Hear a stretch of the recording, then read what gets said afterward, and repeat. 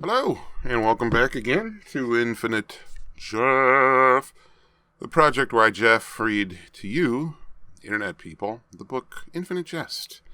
One page at a time, one day at a time, normally. However, these are trying, unprecedented times. And I got a little behind, and there's no real excuse for it.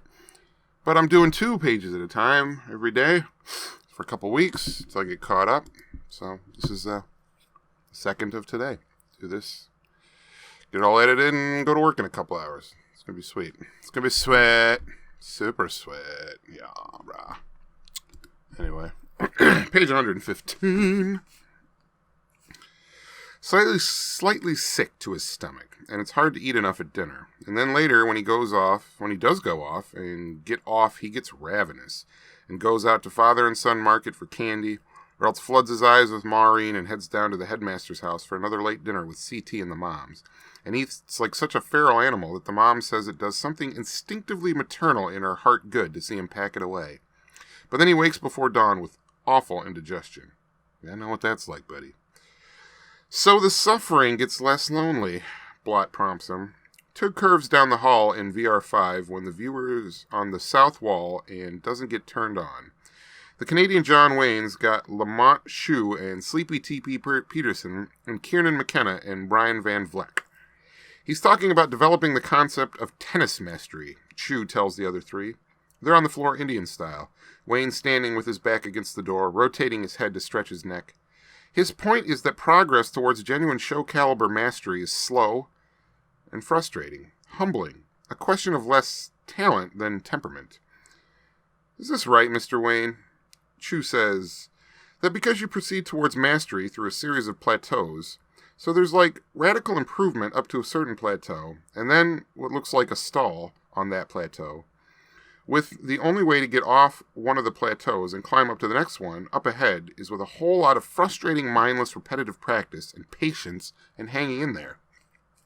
Plateaus, Wayne says, looking at the ceiling and pushing the back of his head isometrically against the door. With an X. Plateau.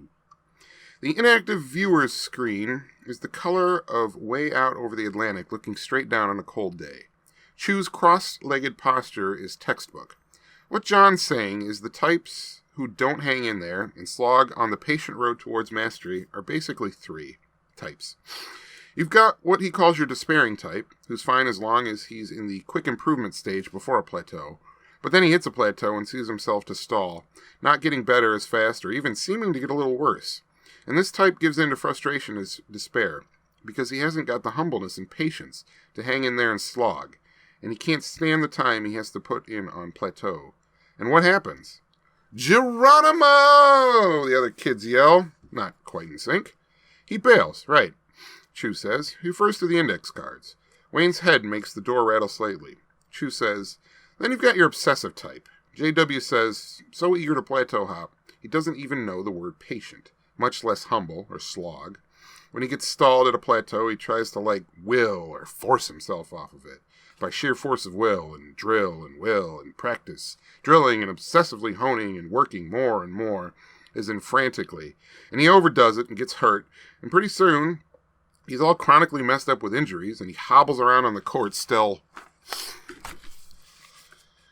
But we will find out tomorrow how these tennis people do. That was page 115 of Infinite Jeff. Infinite Jest. Infinite Jest. Infinite Jest. Good night.